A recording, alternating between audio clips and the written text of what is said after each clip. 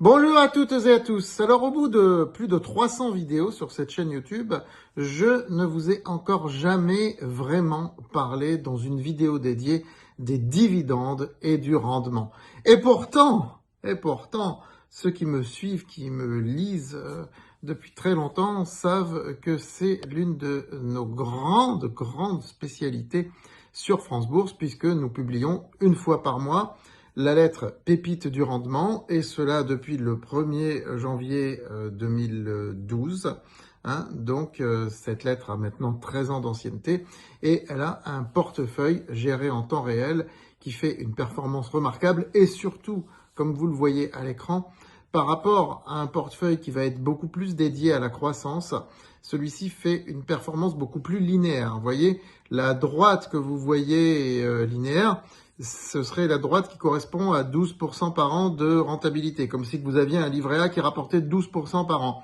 Et la courbe que vous voyez, qui est un peu plus fluctuante, c'est notre portefeuille. Vous voyez que ça fait pas très volatile quand même par rapport à ce qu'on voit d'habitude en bourse, des scores des portefeuilles ou des fonds, ou même de notre portefeuille croissance, dans la quinzaine de France Bourse, qui lui est beaucoup plus volatile. Voilà. Mais on va dire que c'est le propre justement d'un portefeuille de rendement d'être peu volatile, du moins, j'en reviens encore à ça, si on le structure bien. Et ça, c'est l'essentiel. Il ne faut pas faire n'importe quoi, surtout. Donc, chaque année sur France Bourse, nous choisissons un certain nombre de valeurs de rendement pour l'année suivante. Ça ne doit pas être choisi n'importe comment. Il faut voir le contexte macroéconomique, en particulier sur toute l'économie monétaire, toute la sphère économie monétaire, taux d'intérêt, etc. Essayer d'anticiper un petit peu comment tout ça va évoluer, parce que c'est en fonction de ça que vont se décider les arbitrages sur les valeurs de rendement. Donc, nous venons de publier notre dossier valeurs de rendement 2026 sur francebourse.com. Ce n'est pas réservé spécialement à nos abonnés, tout le monde peut l'acheter, il suffit d'être inscrit à francebourse.com, on en reparlera à la fin de la vidéo. Voilà, mais d'ores et déjà, je vous invite à liker et partager cette vidéo dans laquelle je vais, après cette introduction un petit peu longue, je suis désolé, plus de 2 minutes, définir ce qu'est une valeur de rendement, quels sont les pièges à éviter dans lesquels beaucoup de gens tombent et justement quels sont les secteurs à privilégier pour éviter ces pièges, parce que là, il faut avoir une approche particulièrement sectorielle en la matière. Et puis, on parlera du money management, bien sûr, qui, comme je vous l'ai dit, est indispensable puisque c'est dans la création d'une bonne structure de portefeuille que vous allez pouvoir progresser et avoir cette rente régulière. Voilà, donc justement, on en arrive à la définition, le rendement. Qu'est-ce qu'une valeur de rendement ? Bien, une valeur de rendement, c'est une valeur qui va vous offrir une rente, c'est-à-dire des revenus passifs. Le mot est très à la mode, il y a beaucoup de livres sur le sujet, sur les revenus passifs.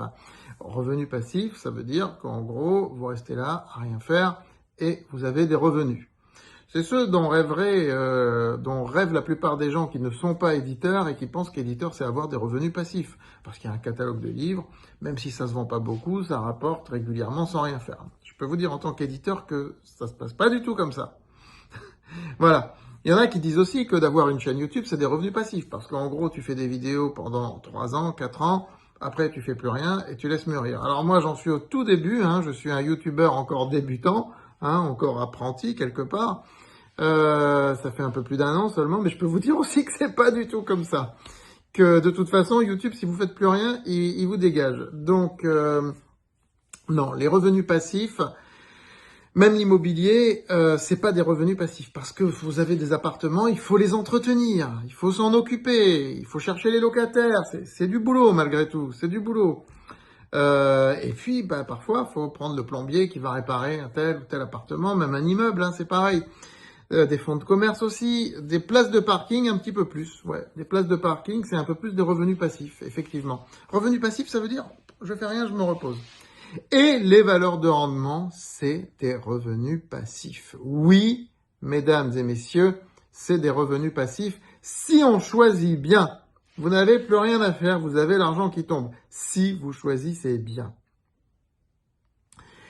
Et cet argent, il tombe grâce aux dividendes, c'est-à-dire ce que la société va verser une fois par an, ou 2 fois, ou 3 fois, ou 4 fois, ça dépend des boîtes, à leurs associés, dont vous faites partie si vous êtes actionnaire.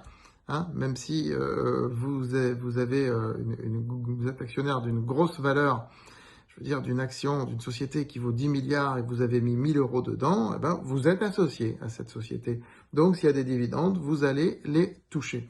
Voilà, donc ces revenus passifs, quelque part, on parle de revenus passifs lorsque le dividende s'installe dans la durée. Et justement, on en arrive au piège, au premier piège qu'il faut absolument éviter. C'est le piège essentiel que je vais développer dans cette vidéo, sinon on va rester 3 quarts d'heure.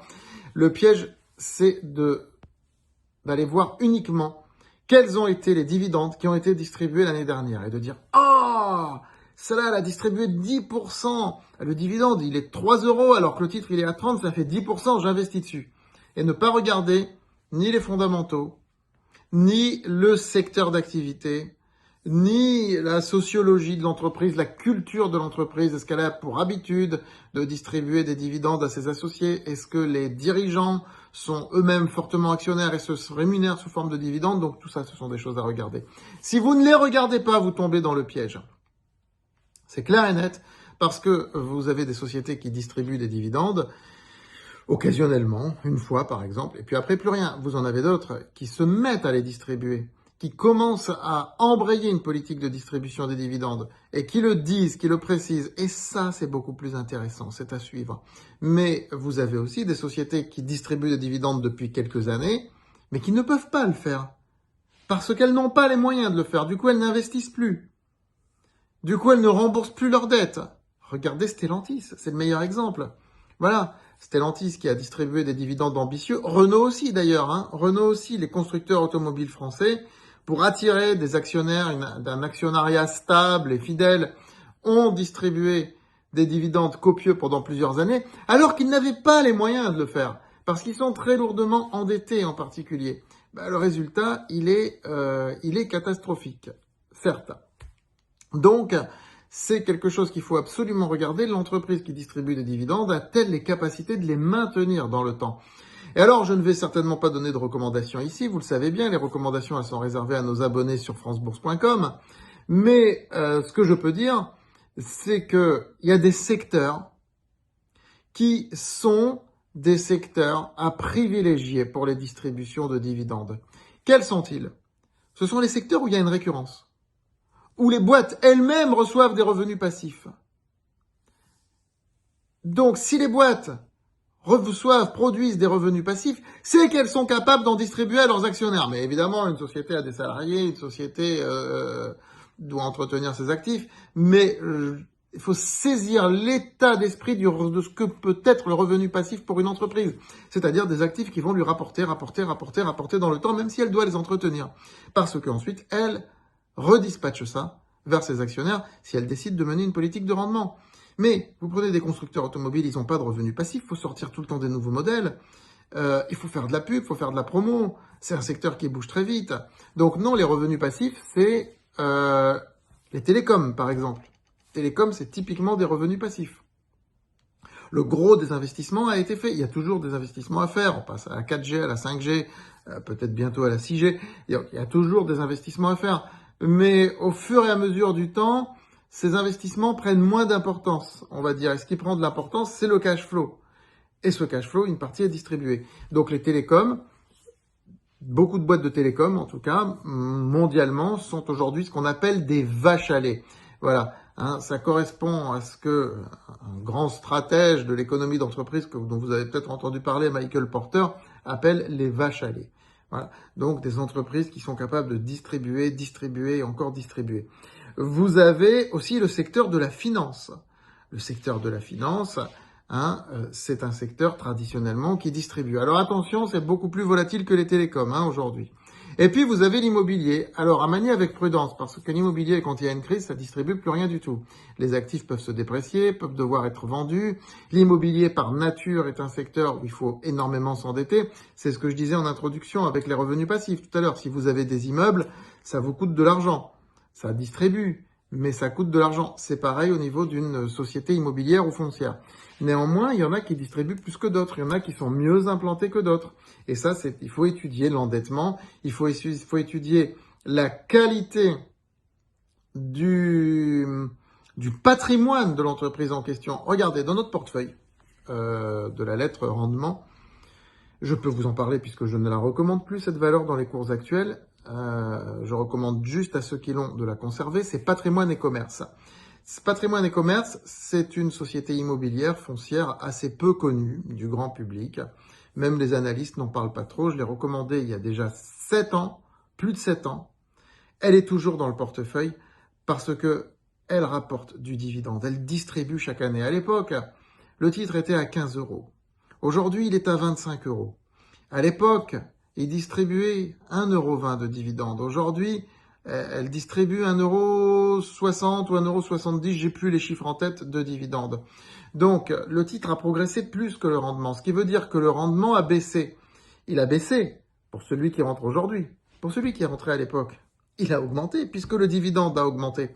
Et ça, c'est aussi ce qu'il faut être capable de voir. Les boîtes qui vont augmenter leurs dividendes. Donc là, ça nécessite du feeling, de l'intuition, de l'expérience. C'est pour ça que je suis là, excusez-moi. Et ça nécessite aussi d'avoir une connaissance des boîtes en question, du secteur en question, de voir la qualité des actifs en question. Donc, lorsqu'on investit sur une valeur de rendement, il est important d'essayer d'anticiper comment le dividende va évoluer. Parce que si vous achetez le titre à 15 euros, vous partez pas avec l'idée de dire je vais le vendre à 25. Non, vous vous en foutez de ça. Quand vous faites de l'investissement sur des valeurs de rendement, il faut s'en foutre de ça. Ne cherchez pas à faire de la plus-value, cherchez à avoir du revenu régulier, récurrent. Voilà, c'est ça qui compte. Si vous avez de la plus-value, c'est de la cerise sur le gâteau. Mais parfois, il est intéressant d'acheter même des valeurs qui baissent ou qui font baisser leurs dividendes. Parce que les titres vont s'effondrer bien souvent. Une société qui offrait tout le temps 1 € de dividende depuis 10 ans et qui va offrir maintenant 0,70 €, le titre il va baisser. Parce que le marché a pris l'habitude d'avoir un dividende aussi élevé. Mais quand ce titre baisse, c'est souvent là qu'il faut acheter. Donc, ça peut être intéressant d'aller chercher les boîtes dont vous anticipez une hausse des dividendes, mais ça peut être aussi intéressant d'aller chercher les boîtes dont vous anticipez une baisse des dividendes. Parce que si le titre s'effondre, et des fois il va beaucoup plus vite que le dividende, là vous pouvez avoir une opportunité très intéressante d'achat. D'autant plus que si ces sociétés ont la culture d'un dividende élevé, il y a de grandes chances qu'elles le remontent un jour. Regardez Orange. Orange a très longtemps distribué trop, beaucoup trop. Et à la fin des années 2010, Orange a arrêté de distribuer trop, a réduit son dividende par 2. Le titre a baissé. C'était le moment d'acheter. Parce que maintenant, Orange a réaugmenté progressivement son dividende et Orange est devenu une valeur des télécoms les plus dynamiques au monde. Regardez le parcours de Orange depuis le début de l'année, d'ailleurs. Et pour ceux qui ont acheté au creux de la vague, comme je l'ai recommandé à mes lecteurs, à mes abonnés, vers les 9-10 €, ils ont un super rendement et ils ont un titre qui s'est apprécié. Et quand je vous dis, il faut pas regarder la plus-value, parce que ces valeurs-là, elles n'ont pas de destination à être vendues. Le but, c'est pas de les vendre, c'est d'avoir des dividendes. Maintenant, si vous avez besoin d'argent et que vous devez les vendre, comme vous devez, par exemple, vendre un appartement ou une place de parking, mais il n'y a pas de problème. Vous pouvez tout à fait les vendre. Mais, dans ce cas-là, vous vous priverez d'un dividende. Cela dit, il vaut mieux les vendre avec une plus-value qu'avec une moins-value, évidemment. Sauf pour le fisc. Et j'en viens à autre chose, on ne peut pas parler de dividende si on ne regarde pas la fiscalité. En France, on a la flat tax depuis 2017 qui vient d'être augmentée à 31,4% au lieu de 30%. Ça ne va pas changer grand-chose. Mais il faudra suivre la fiscalité, l'évolution de la fiscalité sur les années suivantes. Voilà, et maintenant j'en viens à un point essentiel, c'est le money management. Alors, on peut avoir, je vais être assez bref, parce que ça fait un quart d'heure que je parle, on peut avoir un portefeuille basé uniquement sur les dividendes, uniquement sur les valeurs de rendement. Pourquoi pas? On peut en tirer des revenus, une rente. On peut aussi réinvestir ces dividendes. C'est comme ça que fonctionne le portefeuille rendement, dans ma lettre confidentielle, les pépites du rendement. D'accord? Mais on peut aussi, si on a besoin de ces dividendes pour vivre, comme d'un loyer, eh bien, les sortir chaque mois. Forcément, votre portefeuille n'aura pas la même performance sur le long terme. C'est évident. Si vous réinvestissez, la performance est plus élevée, bien sûr. Voilà. Le money management, c'est aussi de pouvoir panacher. Et si vous avez un portefeuille de croissance ou un portefeuille de croissance solide, il faut avoir un socle de rendement. Un socle. Ne serait-ce que 20% de votre portefeuille de valeur de rendement. Des valeurs de rendement, c'est pas 3% par an, c'est plutôt entre 6 et 10 par an. Hein? Donc, si vous avez un socle de 20% qui vous offre 8% en moyenne, ça veut dire que vous avez 1,6% de gains assurés sur votre portefeuille. Cela peut compenser, sur un portefeuille de croissance, des pertes éventuelles sur une valeur, par exemple une small cap hyper spéculative. Le rendement sert aussi à ça, à absorber les coûts. Parce que comme je le dis toujours, un portefeuille, c'est une structure. Imaginez un combattant, le petit très technique, qui a fait 15 ans de sport de combat, qui passe des heures dans les salles de muscu. Il va peut-être placer des bons coups par rapport au géant qui ne fréquente jamais les salles et qui n'a pas de technique. Mais le géant l'emportera parce qu'il a la structure. La technique, c'est bien, mais il faut la structure derrière. Et c'est ce que je dis toujours. Le dividende, les valeurs de rendement permettent de structurer un portefeuille, de mettre un socle à un portefeuille de croissance. Et si c'est un portefeuille de rendement, il faut savoir l'aménager de telle manière à le diversifier correctement. Hein. Donc d'avoir des sociétés de pays différents, de secteurs différents. Alors, il n'y a pas de mystère, je vous ai cité 3 secteurs tout à l'heure, je les cite à nouveau, l'immobilier, la banque, les télécoms. Si vous constituez un portefeuille de rendement, les 2/3 ou les 3/4 de vos valeurs seront sur ces secteurs. Mais vous pouvez avoir toujours des exceptions dans d'autres secteurs. Hein, certains savent que je pense à une société positionnée sur les satellites actuellement. Mais les satellites, ça rejoint les télécoms. Eh oui, eh oui, eh oui, donc on reste toujours un peu dans le même giron. Hein, voilà. Le pétrole aussi, parfois, peut offrir des jolis rendements. Le pétrole, ne l'oublions pas, c'est pas à négliger. Voilà. Pour des boîtes qui ont des grosses explorations pétrolières, voilà, ça peut offrir des rendements. Total Energy est une valeur de rendement, hein, en soi. Donc, voilà un petit peu. Écoutez, si vous voulez retrouver nos 15 valeurs de rendement pour l'année 2026, vous allez sur francebourse.com. Si vous n'êtes pas inscrit, vous allez sur francebourse.com. Vous allez sur abonnez-vous. Là, vous allez avoir un formulaire d'inscription qui apparaît. Vous le remplissez, vous remplissez les champs avec un astérix qui sont obligatoires. Nom, prénom, email, etc. Il faut qu'on puisse vous contacter, vous envoyer les mails, etc. Donc ça, c'est obligatoire. Vous vous inscrivez, votre inscription est validée. Ensuite, vous allez sur boutique. Et là, vous pouvez acheter le dossier valeur de rendement. Il est actuellement au début de la boutique, quand vous cliquez sur boutique. Il est à 110 €. C'est un prix d'amis. Je vous le dis franchement, c'est un prix d'amis. Un dossier comme ça devrait valoir beaucoup plus. Hein. Donc, ces prix que certains pourront trouver élevés parce qu'ils ont des formations de trading ou des trucs bidons sur Internet à 10 balles, à 20 balles. Non, nous, on fait de la qualité. Le trading, c'est pas mon truc. Le rendement, c'est aux antipodes du trading.